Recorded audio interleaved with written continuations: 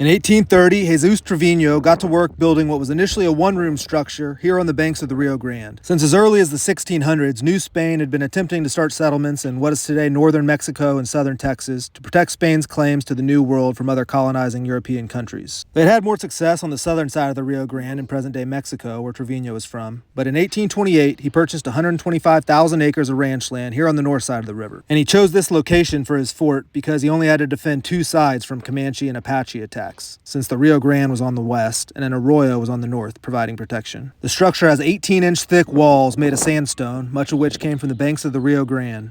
And over the next 40 years, the initial one-room structure was expanded into a fortified compound with thick surrounding walls and gun ports for defense. And the town of San Ygnacio grew up around it. In the early 1950s, San Ygnacio was scheduled to be purchased by the government, and the town would be abandoned for the construction of the Valken Dam on the Rio Grande, which would flood the surrounding area and create the Valken Reservoir. The townspeople got together and started a committee to petition their land to be excluded from being condemned on the grounds that the town site was just above the anticipated water line and would be safe from flooding of the reservoir. The petition turned out to be successful, and the government basically said, y'all can stay, but if you get flooded, we're not going to give you any money. So San Ygnacio was able to survive. And San Ygnacio is now the last South Texas community to still have such a large collection of the sandstone structures that were so common in the early and mid 1800s. And many of the current residents of the town are descendants of those first people that built all these homes almost 2 centuries ago.